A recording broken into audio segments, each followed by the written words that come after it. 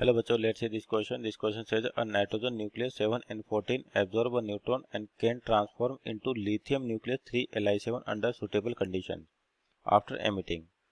तो यहाँ देखिए आपके पास हो क्या रहा है कि यहाँ पर आपके पास कि आपका जो न्यूक्लियस है वो अनस्टेबल है। तो क्या हो रहा है कि उसके साथ न्यूट्रॉन एब्जॉर्ब करके किसी दूसरे न्यूक्लियस में ट्रांसफॉर्म हो रहा है।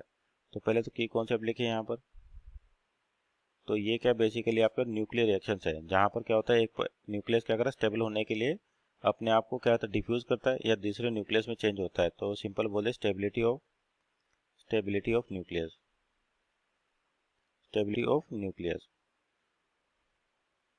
कि जो आपका न्यूक्लियस होता है जनरली अनस्टेबल होता है। तो स्टेबिलिटी अचीव करने के लिए न्यूक्लियर फिशन और फ्यूजन रिएक्शन जनरेट करता है और कुछ एनर्जी पार्टिकल्स आपके बाहर आते हैं। तो जो कंडीशन दे रखी है उस इक्वेशन को लिखें। तो आपके पास 7n14 और क्या हो रहा है इसके साथ एक न्यूट्रॉन टकरा रहा है यानी कि 0n1। तो आपका कन्वर्ट हो रहा है किसके अंदर 3Li7 में। तो ये जो बॉटम है यानी किसको होता है एटॉमिक नंबर और ये आपका मास नंबर हो गया। तो यहाँ देखिए जब लिथियम में बदलेगा तो आपका जो एटॉमिक नंबर है वो कितना 4 और चाहिए आपको। यहाँ पहले 7 आप कितना 3। तो इसका मतलब अब एक एक करके ऑप्शन चेक करें तो पहला दे रखा 4 प्रोटॉन और 3 न्यूट्रॉन। तो प्रोटॉन कैसे लिखा जाता है 1p1 और कितने 4 है आपके पास और 3 न्यूट्रॉन यानी कि 30n1। तो यहाँ देखिए आपके पास जो एटॉमिक नंबर है आपके पास 7। तो यहाँ पे 3 + 4 7 आ गया यानी कि बैलेंस हो रहा है।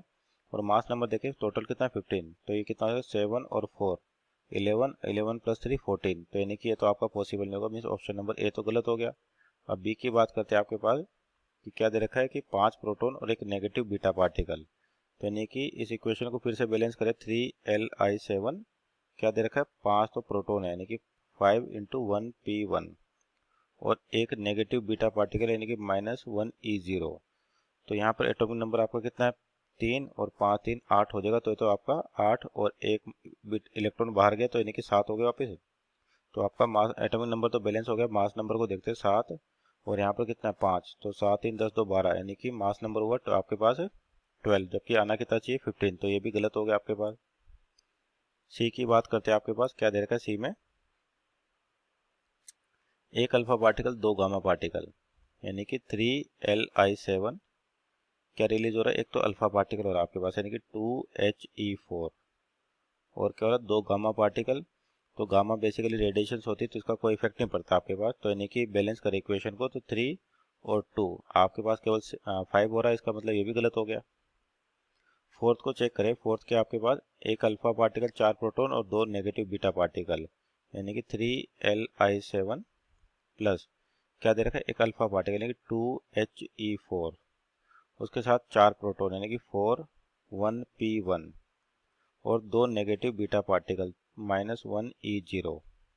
तो मास नंबर देखते हैं पहले 3 2 5 5 और एक 4 है अपने पास। तो 5 और 4 9 9 में से 2 गए 7। तो आपका एटॉमिक नंबर तो बैलेंस हो गया। मास नंबर को देखें तो 7 + 4 कितना हो गया 11 और 11 प्लस ये हो जाएगा आपके 4 यानी कि 15।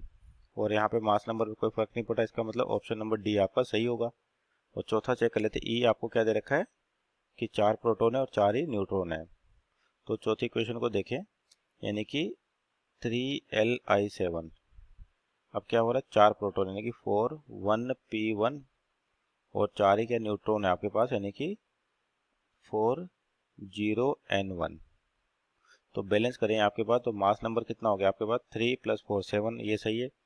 एटॉमिक नंबर एटॉमिक नंबर 3 + 1 और ये कितना 4। तो 3 + 4 7 और मास नंबर को देखें तो 7 + 4 11 और 11 + 4 आपके पास हो गया 15 यानी कि इक्वेशन बैलेंस हो रही मीन्स ऑप्शन नंबर ई भी आपका सही आंसर है। सो अवर फाइनल आंसर है option number D and E. Hope you understood well. Best of luck.